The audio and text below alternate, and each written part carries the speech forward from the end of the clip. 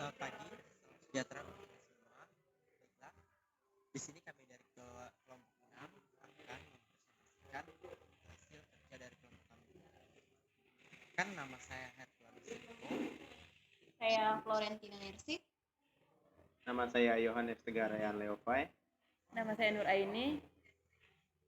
Baiklah, di sini tema presentasi yang akan kami jelaskan itu pesan-pesan persuasif dan dasar-dasar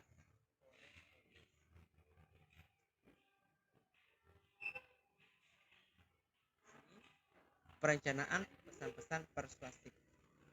Persuasif usaha mengubah usaha, sikap kepercayaan atau tindakan audiens untuk mencapai suatu tujuan.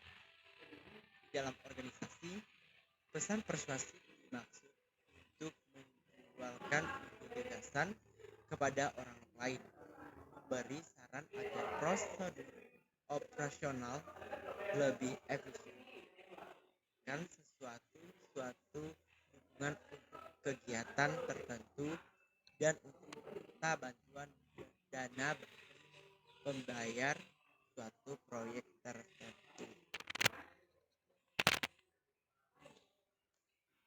Sebagai pesan-pesan rutin, pesan-pesan persuasif dimulai dengan 3 poin penting. 1.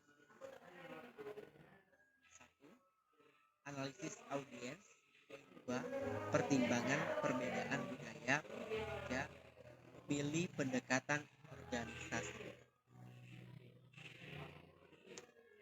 Ketiga, mengembangkan pesan-pesan persuasif yang efektif. Mencangkup berikut itu. Menetapkan kredibilitas. Kredibilitas adalah berkaitan dengan rasa kepercayaan, namun sebuah kepercayaan itu akan terbentuk ketika kita mendapatkan rasa hormat dari orang lain atau rasa respon dari orang lain. Yang kedua, kerangka argumentasi. Kerangka argumentasi adalah kita perlu menambahkan prinsip di dalam hal kita. Jika saya adalah seorang yang pintar, maka ada seseorang lagi yang lebih pintar daripada saya. Yang ketiga, pendapatan pemikat. Ini pendapatan pemikat kita juga bisa membangun kredibilitas dalam komunikasi, yaitu dengan cara membangun komunikasi dengan rekan-rekan kerja kita. Terus ada namanya pemikat emosional. Pemikat emosional, pemikat logika, analogi, induksi, dedukasi, dan pertimbangan etika. Next.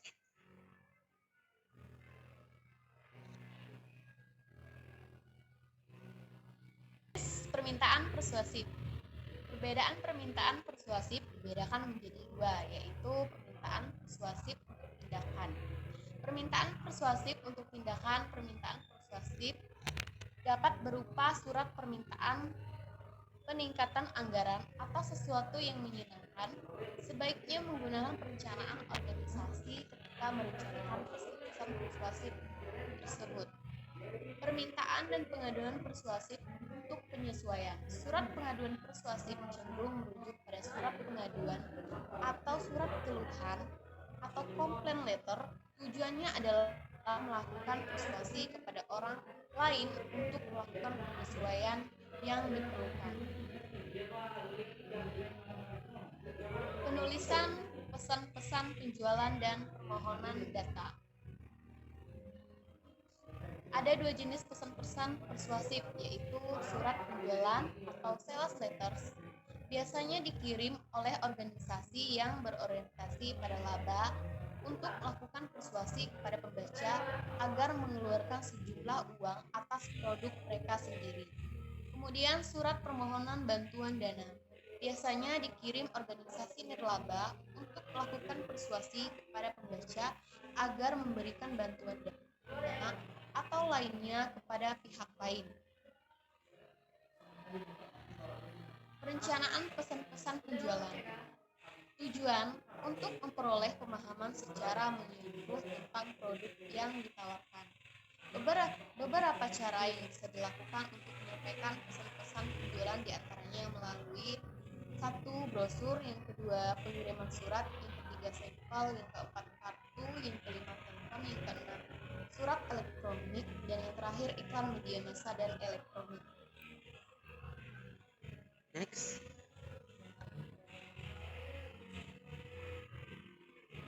Silakan untuk Organisasian dan komposisi pesan-pesan penjualan. Di sini terbagi menjadi 4. Yang pertama, menarik perhatian. Menarik perhatian dapat dilakukan dengan cara membuat produk terbaru, memberikan ilustrasi, dan memberikan solusi dari suatu masalah. Yang kedua, membangun minat. Membangun minat dapat dilakukan dengan memilih titik penjualan utama atau central selling point ketika membangun pesan-pesan penjualan. Yang ketiga, meningkatkan hasrat. Meningkatkan hasrat ini dapat dilakukan dengan menambahkan kata-kata atau gambar, grafik, atau bagian yang lebih menarik. Dan yang keempat, memotivasi tindakan. Memotivasi tindakan dapat dilakukan dengan memilih media penyampaian surat penjualan kepada pembaca yang memungkinkan mereka memberikan tanggapan atas surat tersebut. Pengertian surat bisnis. Pengertian surat bisnis ini adalah surat yang digunakan oleh seseorang, lembaga organisasi, atau institusi yang menyampaikan pesan-pesan bisnis secara tertulis kepada pihak-pihak lainnya dengan menggunakan media tertentu, baik itu berupa pengiriman surat via pos, email, telepon, ataupun lewat jalur internet. Pengelompokan surat. Pengelompokan surat ini terbagi menjadi 6. Yang pertama, surat bersampul. Yang kedua, kartu pos. Yang ketiga, kotak pos. Yang keempat, telegram dan telex. Yang kelima, memorandum atau memo dan nota. Dan yang keenam adalah surat tanda bukti. next. Pengelompokan surat menurut pemakaiannya, surat dapat dikelompokkan menjadi poin 1 surat pribadi, poin kedua surat dinas, poin ketiga surat bisnis, dan yang keempat surat sosial. Pengelompokan surat berdasarkan banyaknya sasaran yang dituju. Menurut banyaknya jumlah sasaran yang dituju, surat dapat dibedakan menjadi poin A surat biasa, yang B surat edaran, dan C surat pengumuman. Pengelompokan surat menurut sifatnya dan pengelompokan menurut urgensi penyelesaian. Menurut sifatnya atau jaminan keamanan, surat maka dapat dikelompokkan menjadi yang pertama surat biasa, yang kedua surat konfidensi atau terbatas, yang ketiga surat rahasia. Sedangkan menurut urgensi penyelesaian, surat dapat dikelompokkan menjadi poin A surat biasa, poin B surat segera, dan poin C surat kilat. Baiklah, sekian presentasi singkat dari kami. Kurang dan lebih kami mohon maaf. Kami ucapkan